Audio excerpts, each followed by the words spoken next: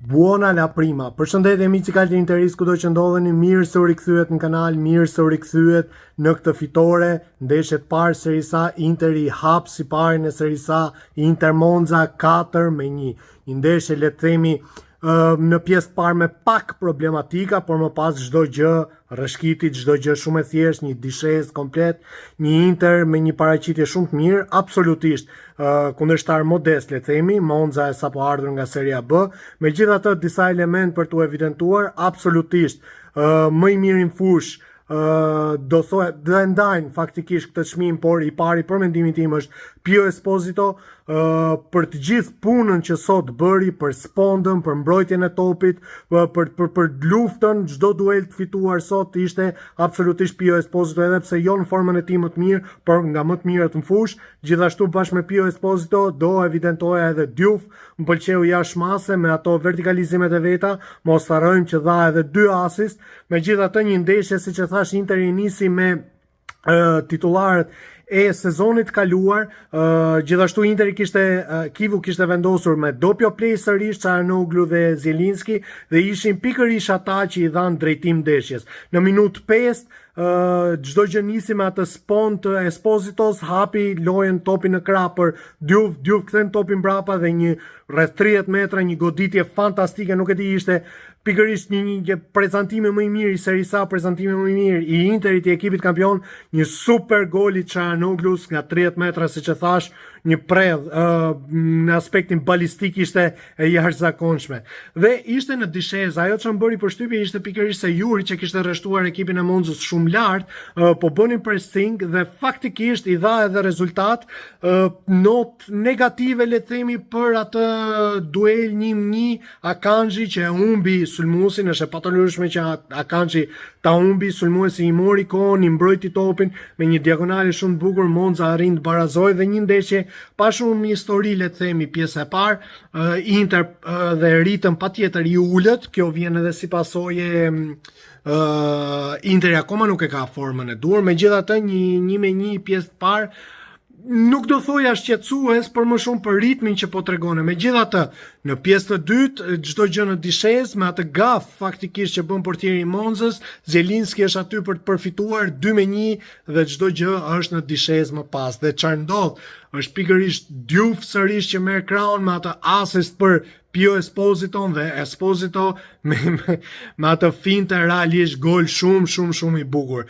Por nuk më mbaron këtu, pas 3-1-shit është edhe ai inkursioni Bisek që na ka mësuar me inkursionet e veta, shënon gol edhe pse vjen nga një devijim, le të themi 4-1 dhe ndeshja nuk ishte më histori, patëm mundësinë që të shihim edhe ezordim absolut të Stones, të Stankovic. Gjithashtu më pëlqeu ajo përshëndetje e publikut që i bëri të dyve në momentin që u futën në fush. Gjithashtu pati minuta edhe për Boni që sot më pëlqeu, hyri mirë në fush, luftoi goxha, e ka pak problema të pjesën e egoizmit, megjithatë dha edhe 1-2 topa shumë të mirë. Gjithashtu dhe Luis Enrique u fut mirë në fush, le të themi. Stankovic pa not, nuk është se pati në hyri vetëm minutat e fundit. Stones gjithashtu.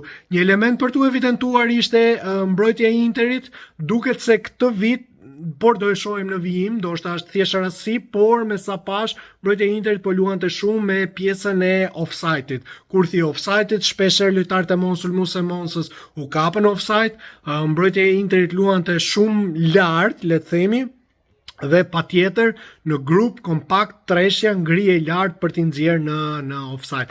Në tërësi një ndeshje e mirë, Zielinski siç e thash, pjesa parë nuk është se ishte shumë e mirë, por me atë gol dhe pjesën e dytë rriti nivelin e tij. Çalhanoğlu gjithashtu luajti mirë, më pas ai kartoni verdh dhe kondicionoi, kam përshtypjen, e njëjta gjë edhe për Lautaro Martinez, më pas Kivu i zëvendësoi të dy. Marrin 3 pikët e para, shumë e rëndësishme, absolutisht asnjë ndeshje nuk është e lehtë, siç e thash edhe pse ishte një kundërshtar modest. Javën tjetër na pret në fushë të Kaljerit, më pas kemi Napolin, pas do vi një pauzë gjatë. Megjithatë i marrim ndeshjet 1-1, respektohet në mënyrë fantastike, futemi në fushë si kampion, i shprehim edhe vlerat e kampionit në fushë, çdo gjë e përkryer. pak pasiguri, le të themi, për portierin Josep Martinez, sidomos kur i kërkohet të ndërtohet nga poshtë. Në lojën me këmbë nuk është ai që duhet, megjithatë bëri një ndërhyrje që më pëlqeu, se nuk është se kishte ndonjë punë sot, por bëri një ndërhyrje që më pëlqeu, ajo dalje dhe i mori kohën mbrojtësit. Pra siç e thash në tërësi, Barella, ishte i mirë, voluminoz, jo shumë konkret. Di Marco duket se e vazhdon aty ku e la, në pjesë dytë sidomos pam një Di Marco shumë të mirë, Di Marco që e mori krahun disa herë, kështu që realisht pash një Inter që sikur i ndezi motorët, kryesisht në pjesë dytë. Të vjen keq për atë gol të psuar, megjithatë e patolerueshme nga Akanji mënyra se si e psoi. Megjithatë, marrin 3 pikëshin e parë, nisim në mënyrë më të mirë të mundshme këtë Serie A, ishin 3 pikë për të marrë, e respektuam, i fituam. Lautaro Martinez nuk shënoi gol sot, nuk ishte në kondicionin e tij më të mirë, por siç e thash, man of the match Pio Esposito me Juve, por sidomos Pio Esposito. Luftë dhe punë fantastike e Espositos deri në minutën e fundit, mjafton të shohësh sa faulla fitoi, mjafton të shohësh sa topa mbrojti me shpinë nga porta, spond, realisht më pëlqeu jashtëmase. Ju përshëndes, Forca Inter, në të mirë, në të keqe mos e harroni asnjëherë.